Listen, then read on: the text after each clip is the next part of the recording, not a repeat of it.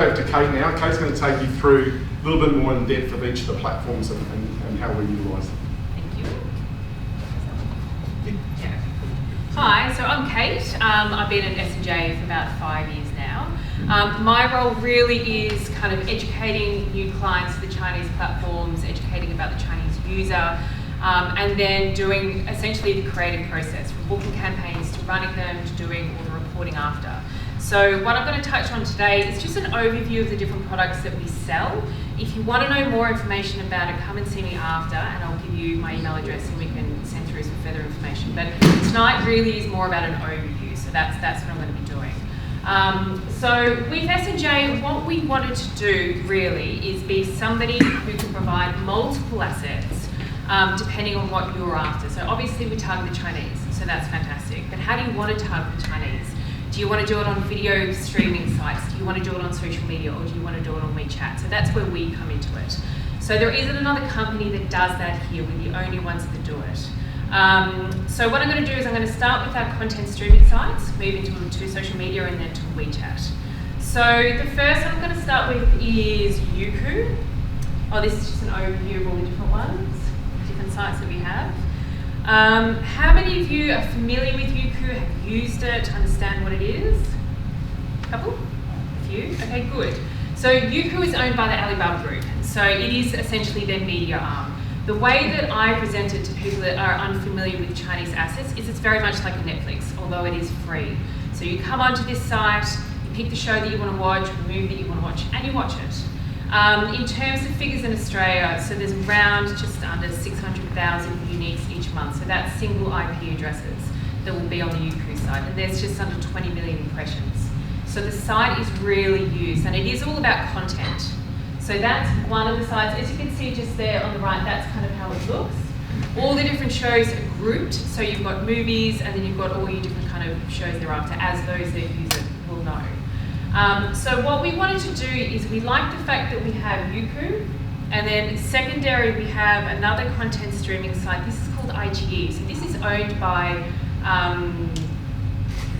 Baidu, sorry. So obviously the Chinese version of Google. So now we've got two main powerhouses, and these are their content streaming sites. So now think of it as having Netflix and Stan. So you've got to use both of them depending on what you want to watch. You could spend a month on Youku watching, the latest series, and then switch over to iQIYI and watch a free movie on that one. So it's good that we have both, so then our advertisers, our clients, can advertise on both.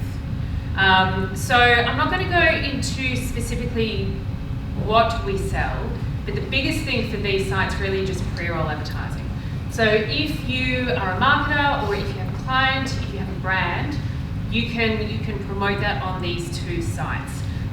Generally what we sell is pre-roll, so everybody's going to be seeing it before their show.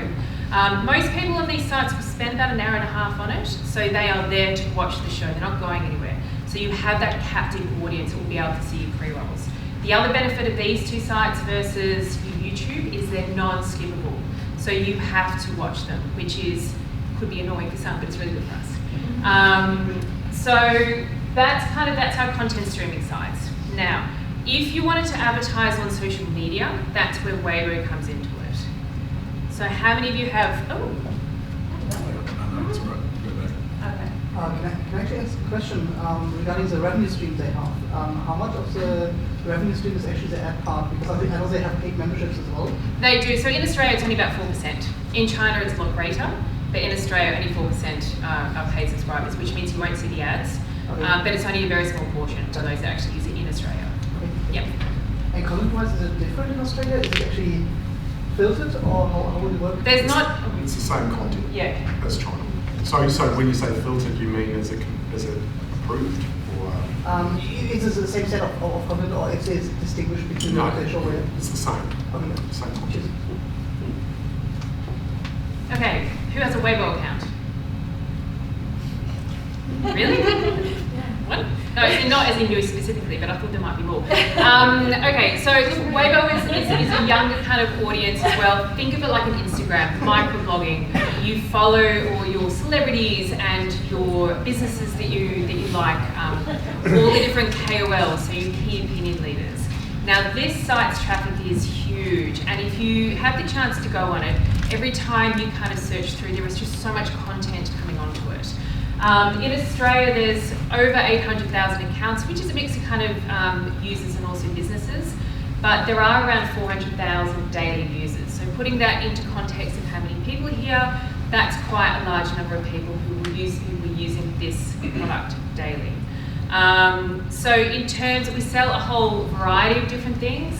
The biggest thing to remember is kind of sponsored ads. So think of it like your Facebook and your Instagram. We can do exactly the same thing on this.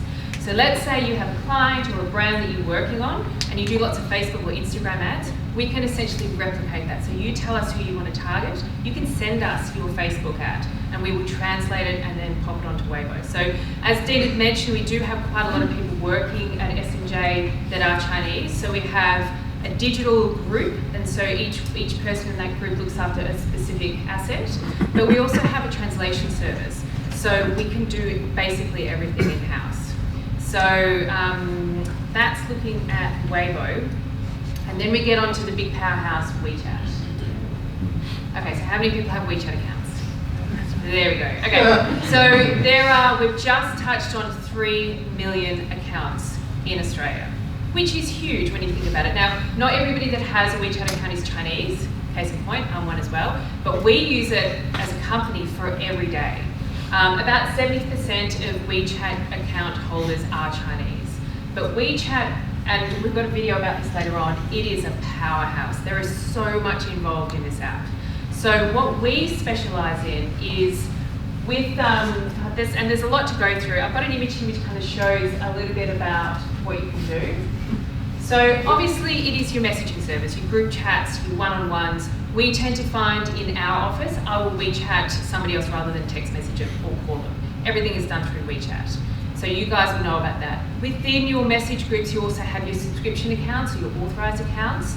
So whether or not you're subscribing to MelLife to see your daily news or to whatever accounts you're interested in. So we can sell advertising within those accounts. But more than that, who's aware of the moment section of WeChat? Okay, so that's your Facebook. That is where you are friends with your friends. And you put all your kind of information that you want your friends to see. So that is another section that we can sell advertising in. And again, if you want any more information, just come and see us at the end and we can send it through. So, but it is an ever-growing app. It is, the functions that they can do really is quite extraordinary. So just to kind of, one other thing I just wanted to touch on. KOLs. Who knows what a KOL stands for? Okay. A KOL is a key opinion leader, so otherwise known as an influencer. So as you would know from Instagram, the influencer revolution is huge. So what we do, especially with Weibo, a little bit on WeChat, is we involve influencers within our campaigns. So that could be a product, that could be a restaurant, it could be a tourism destination. So the same, you've got to think about it as kind of same as influencers on Instagram. So if you have a client, or you are a client, and you'd like to promote to the Chinese and you really kind of want to get the engagement level up, getting a KOL to help with your campaign can really help. So that's something that is a very, very important part, especially Weibo. A little bit of WeChat, because WeChat, you really follow your friends, like you're friends with your friends, whereas Weibo, you follow people that you're interested in and you're invested in. So just to kind of summarize us as a company, so we obviously do video, so the content streaming, we can do that on both Youku, on iQIYI, and also on Weibo. With the social media sites, both Weibo and also WeChat, we do everything from organising authorised accounts, otherwise known as Blue Vs. On Weibo, we can do accounts on WeChat, whether or not it's a service account or a subscription account, and then obviously introduce KOLs as well. So that kind of will bring me back to when I started to say, if you want to target the Chinese, come and see us and we can work out the right way of doing it. And that's kind of where we stand in the market. And that's me. Thank you. So for all the stuff, the thing we're very mindful of is that we don't confuse everyone too much.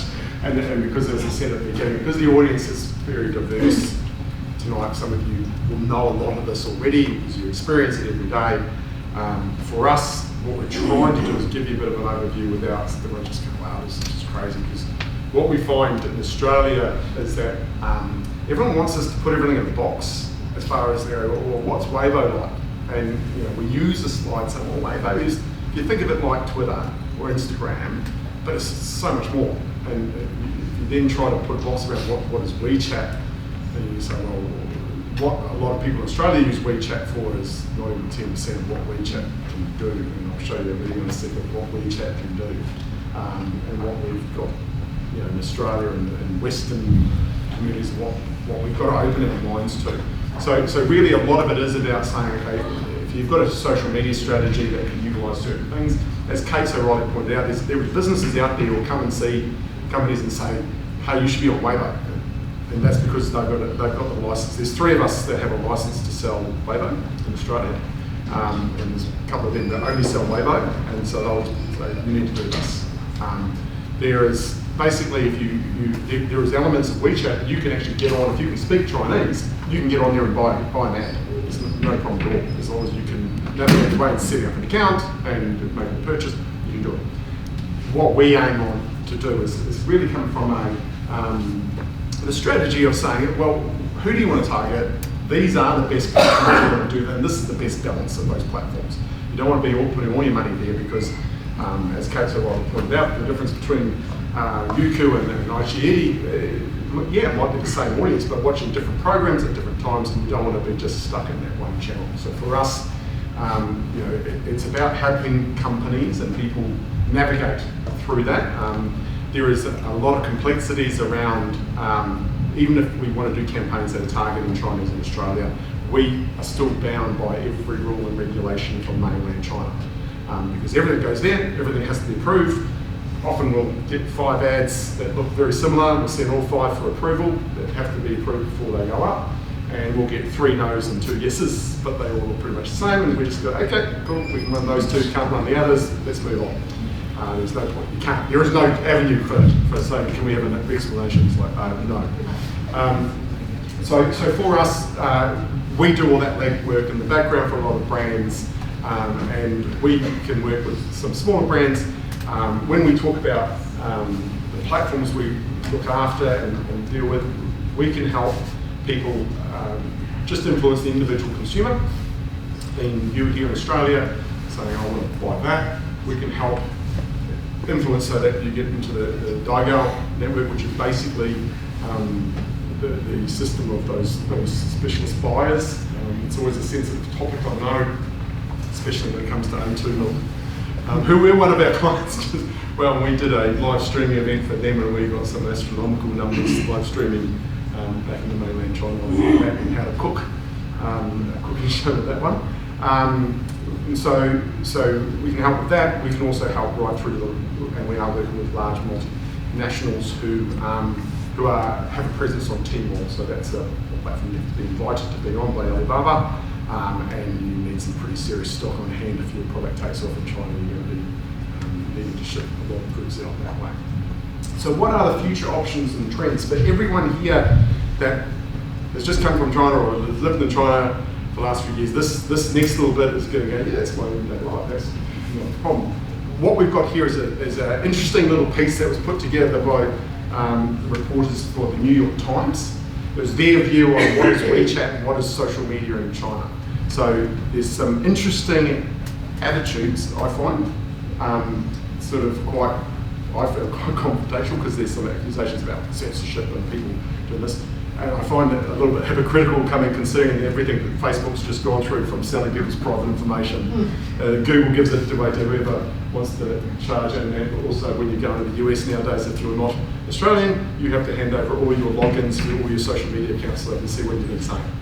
So that's the latest thing that the US is doing when you go across there on holiday if you aren't on an Australian passport. So just get ready to hand over your Facebook account, your Instagram, everything when you go there. So enough for me. I'll just play this. As I say, it's a good overview of social media in China and how much more you can get out of it, and it's where we'll end up going. It's what we call super apps. And so WeChat is an absolute super app. I think they refer to it as a swamp monster. But as I say, take a large part of the grain of salt, but overall, it's a nice little introduction to what can be done.